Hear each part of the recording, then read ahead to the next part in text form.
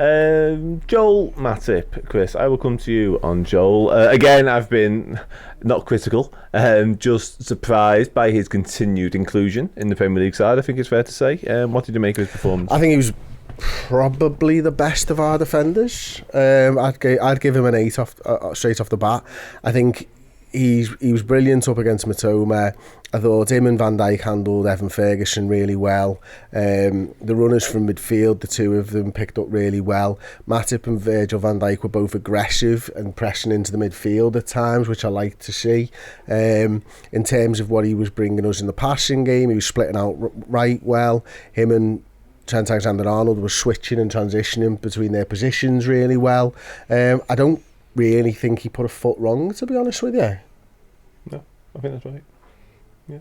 It does feel a little bit possibly like Matip and Van Dijk have changed roles slightly now. I noticed Van Dijk stepping out a little bit more and being a bit more aggressive. Possibly just Matip hasn't got the legs to do it anymore. Maybe. Like normally when Konaté's on the pitch, he's the one stepping out, he's on the front foot, he's aggressive and Van Dijk covers. And that's been the role between Van Dijk and Matip traditionally. It does feel like that's changed a little bit now. So Matip's holding a little bit more and being that controlling influence. And he did it very well today. And obviously we've had our concerns about Matip being able to step out into the right and cover for Trent, but it didn't seem to be an issue today at all. No, I don't think it has been an issue either. No. I think it is just people's concerns more than he's ever actually done anything bad. It's interesting because I remember a game last season and we just started the box midfield stuff with Trent going in, and it just felt to everybody. I remember doing a deep dive when you were off, Chris, with Josh, saying like Joe Gomez feels like he's perfectly suited. And then one game, I can't remember what game it was now, we had Gomez and Matip as a centre back partnership, and it was Matip on the right hand side, and you think, well, that doesn't make any sense. But every time he's done it, you're right, people's preconceived ideas and their perception, including mine, is he's not a natural fit for it, but he does it really well. No, and it's not really changed too much for him, because when we played the four at the back, you know, with Trent and Robertson on the left-hand side, the traditional 4-3-3, Trent was so high up the pitch that Matip was having to cover that space anyway. In fact, Matip and Van Dijk were doing the job of 3 centre-halves, and it was because of that we added the extra one, so it should technically be easier because he's not covering quite as much space.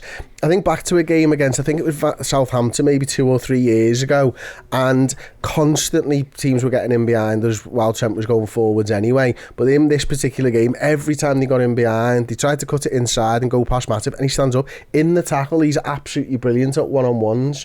His pace isn't as good as Konaté's, no, but I think his tackling's better.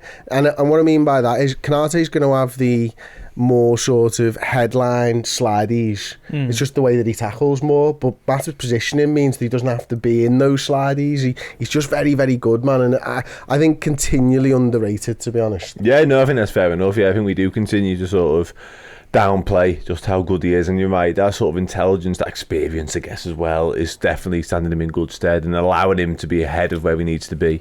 And whereas Konaté does feel sometimes like he's perhaps firefighting himself sometimes, whereby he needs to get back in position and show his extra pace. That's the thing, isn't it? When we used to talk about Gomez doing it, it's Gomez's speed that got Gomez out of trouble.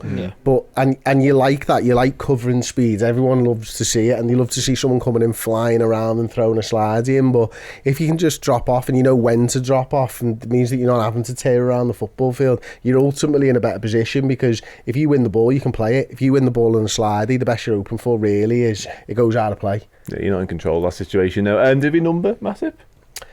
8, I think I said. I think you did, yeah. Did you? 8? Okay, Sam.